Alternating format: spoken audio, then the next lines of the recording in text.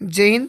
आज हम लोग इस वीडियो में बात करेंगे वार्षिक परीक्षा 2022-23 झारखंड शैक्षिक अनुसाधन एवं प्रशिक्षण परिषद रांची यानी जेक बोर्ड द्वारा जेसीईआरटी द्वारा प्रकाशित मॉडल प्रश्न पत्र एमसीक्यू यानी दीर्घ उत्तरीय वस्तुनिष्ठ प्रश्न सेट 1 सब्जेक्ट आपका भूगोल है, क्लास 12 के लिए है, जो आपको समय 1 घंटा 30 मिनट का मिलने वाला है और जो आपका पूर्णांक होगा वह 35 होगा और जो प्रश्नों की संख्या होगा वह भी 35 होगा। ठीक है, इसके कुछ निर्देश दिए गए हैं। ये निर्देश क्या है इसको एक बार थोड़ा सा समझ लेते हैं।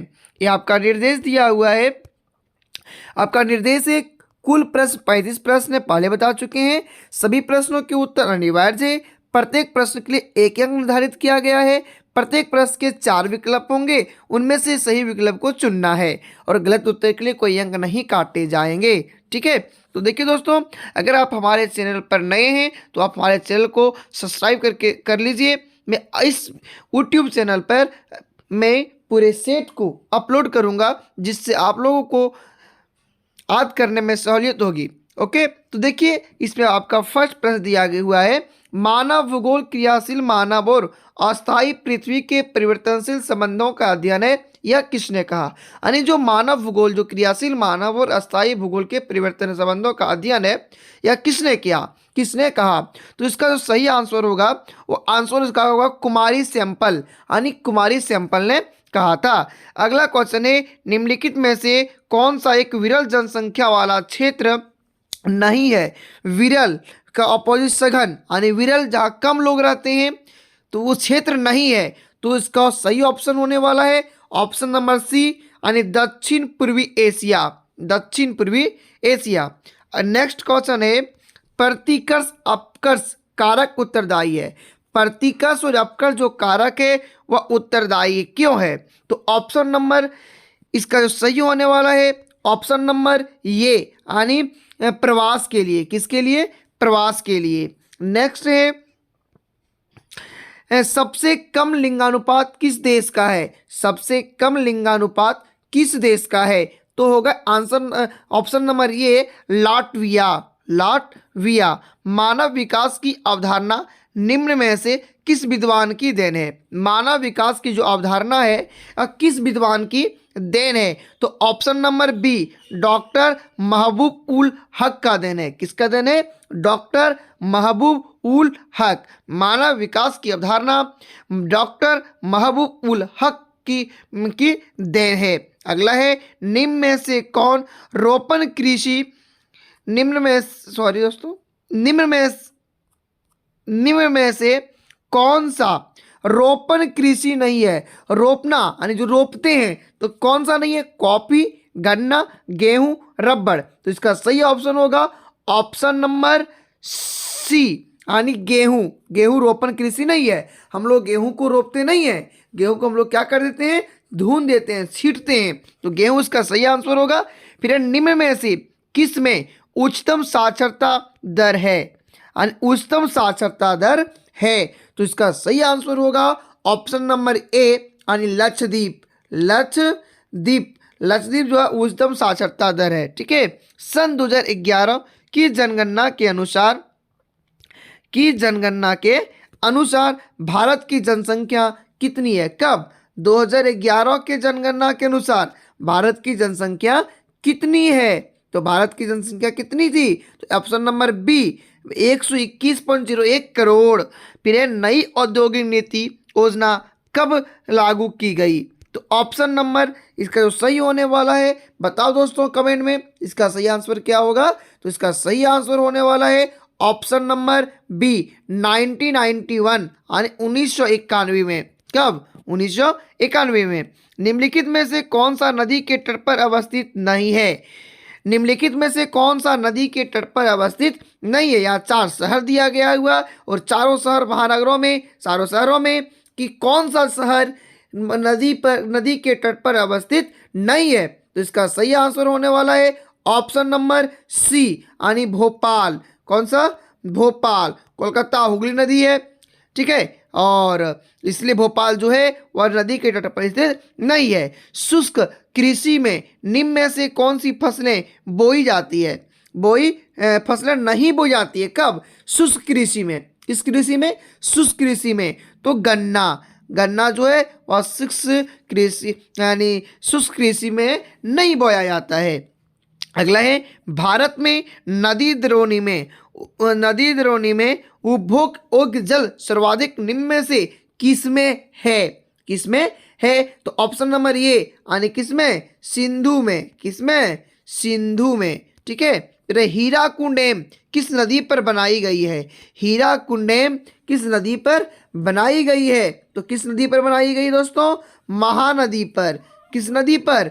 महानदी पर। तो ऑप्शन नंबर बी सही होगा। वर्ष 2011 के अनुसार 50 लाख से अधिक जनसंख्या वर्ष 2011 के अनुसार 50 लाख से अधिक जनसंख्या वाला नगर निम्न में से कौन सा है? यानी 2011 में के अनुसार, जब 2011 में जनगणना हुआ था तो उसके अनुसार 50 लाख से अधिक जनसंख्या वाला नगर निम्न में से कौन सा है? तो ऑप्शन है पुणे, सूरत, पटना, रांची। तो इसका सही ऑप्शन क्या होगा दोस्तों? इसका आंसर आप लोग कमेंट में जरूर बताइएगा। ठीक है। नेक्स्ट पे चलवासी पशुचारण करने वाली जनजाति कौन सी है? कौन सा? चलवासी पशुचारण करने वाली जनजाति कौन सा है? Option A pygmy, B Maasai, C उकागिरी और डी है पापुआन। तो इसका सही ऑप्शन क्या होने वाला दोस्तों? तो इसका सही आंसर होने वाला है 15 का बी यानी मसाई। क्या होने वाला है दोस्तों? मसाई। यानी मसाई जो था और चलवासी पशुचारण करने वाला जनजाति था। फिर विश्व में सर्वाधिक जनसंख्या केंद्रित है तो कहाँ केंद्रित है? ऑप्शन ए पर्वतीय क्षेत्रों में, बी मैदानों में, सी पठार में, डी मरुस्थल में। तो इसका जो सही आंसर है दोस्तों ऑप्शन नंबर बी यानी कहाँ? मैदान में। यानी मैदानी भाग में लोग अधिक रहना पसंद करते हैं। अगला है निम्नलिखित में से किसने संयुक्त अरब अमीरात के लिंग अनुपात को निम्न किया है? यानी क्या किया है वो देखते हैं। पहला है पुरुष कार्यशील जनसंख्या का चयनित प्रवास, पुरुषों की उच्च जन्म दर, स्त्रियों के निम्न जन्म दर, स्त्रियों का उच्च प्रवास। तो इसका सही आंसर होने वाला है, क्या होने वाला है दोस्तों? ऑप्शन नंबर ये यानी पुरुष कार्यशील जनसंख्या का चयनित प्रवास। अगला है निम्नलिखित में से कौन सा देश उच्च मानव विकास वाला है? कौन सा? उच्च मानव विकास वाला देश। तो ऑप्शन नंबर इसका सही क्या होगा बताइए जल्दी कमेंट में दोस्तों। तो option number D. Option number D मतलब नॉर्वे। कौन सा होगा? नॉर्वे। अगला है निम्न प्रदेशों में से किसमें विस्तृत वाणिज्य अनाज कृषि नहीं की जाती है? नहीं की जाती है तो क्या होगा दोस्तों? तो इसका सही आंसर होने वाला है प्रेरी क्षेत्र। कौन सा क्षेत्र? प्रेरी क्षेत्र। ये जो प्रेरी क्षेत्र है ये अनाज की खेती नहीं किया जाता है। क्यों? जो प्रेरी क्षेत्र है वहाँ घास के मैदान है। किसके मैदान है? घास के मैदान। अगला है भारत का प्रति वर्ग किलोमीटर जनघनत्व वर्ष 2011 के अनुसार कितना है? तो कितना है? तो ऑप्शन नंबर डी यानी 382 ओके। निम्न में से कौन सा कारक प्रवास का आकर्षक या अनुकूल कारक है? तो इसका सही आंसर होने वाला है option number C. Option number C मतलब दोस्तों ऑप्शन नंबर सी। ठीक है। ऑप्शन नंबर सी यानी रोजगार के अवसर। क्या होगा? रोजगार के अवसर। रोजगार के अवसर। ओके।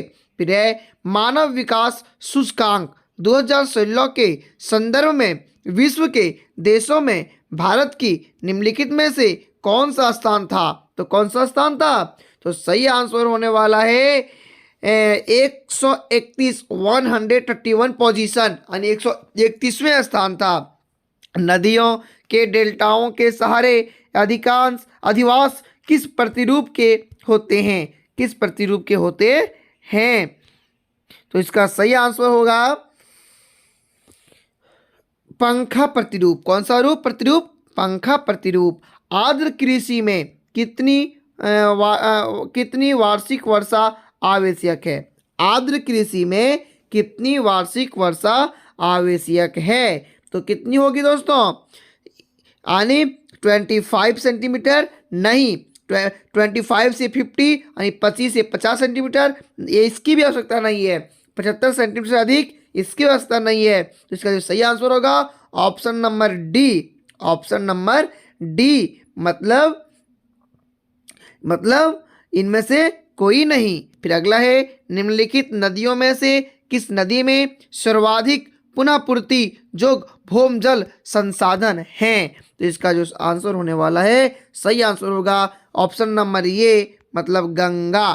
कौन सा दोस्तों, गंगा। हरित क्रांति शब्द का प्रयोग सर्वप्रथम किस विद्वान ने किया था। ये जो हरित क्रांति है वह कृषि के लिए किया गया था। किसके लिए किया गया था, कृषि के लिए। इसका जो सही आंसर होने वाला है ऑप्शन नंबर सी, यानी डॉक्टर विलियम गॉर्ड ने सर्वप्रथम इसका उपयोग किया था। भारतीय जनगणना इतिहास में किस वर्ष को ग्रेट डिवाइड की संज्ञा दी गई है। तो ऑप्शन नंबर, इसका जो सही आंसर होने वाला है ऑप्शन नंबर ए 1911, यानी 1911। कब, 1911। फिर अगला, भारत में हस्तांतरित कृषि को क्या कहा जाता है। यानी दोस्तों हम लोग बुक में पढ़े थे, हस्तांतरित कृषि का दूसरा नाम क्या है, झूम कृषि, यानी ऑप्शन नंबर बी इसका क्या होगा, सही आंसर होगा। ये तो लगभग सबको पता होगा, दो देशों के मध्य व्यापार कहलाता है। जब हम लोग दो देशों के बीच अगर व्यापार करेंगे तो वह व्यापार क्या कहलाएगा, तो वह व्यापार अंतर्राष्ट्रीय व्यापार कहलाता है। कोची पतन अवस्थित है। जो कोची पतन है वह कहाँ अवस्थित है, तो कोची पतन कहाँ अवस्थित है, तो ये केरल में। कहाँ अवस्थित है, केरल में, यानी ऑप्शन नंबर सी इसका सही आंसर है। विश्व का व्यवस्थम समुद्री मार्ग कौन सा है, विश्व का व्यवस्थम समुद्री मार्ग कौन सा है। तो ऑप्शन नंबर सी उत्तरी अटलांटिक महासागरीय मार्ग। फिर है पनामा नहर जोड़ती है। जो पनामा नहर है वह किस किस को जोड़ती है, पनामा नहर किस किस को जोड़ती है, तो वह प्रशांत महासागर एवं अटलांटिक महासागर को जोड़ती है। तो ऑप्शन नंबर बी सही आंसर होगा। ट्रांस साइबेरियन मार्ग किस ट्रांस साइबेरियन रेल मार्ग किस देश में स्थित है, तो किस देश में स्थित दोस्तों, रूस। किस देश में, रूस में स्थित है। फिर पूर्व पश्चिम गलियारा जोड़ता है। जो पूर्व पश्चिम जो गलियारा है वह किसको जोड़ता है, किसको जोड़ता है, तो ऑप्शन नंबर बी सिलचर को पोरबंदर से, सिलचर को पोरबंदर से, सिलचर को पोरबंदर से, यानी ऑप्शन नंबर बी सही आंसर है। फिर है मुंबई में सबसे पहला सूती वस्त्र कारखाना स्थापित किया गया।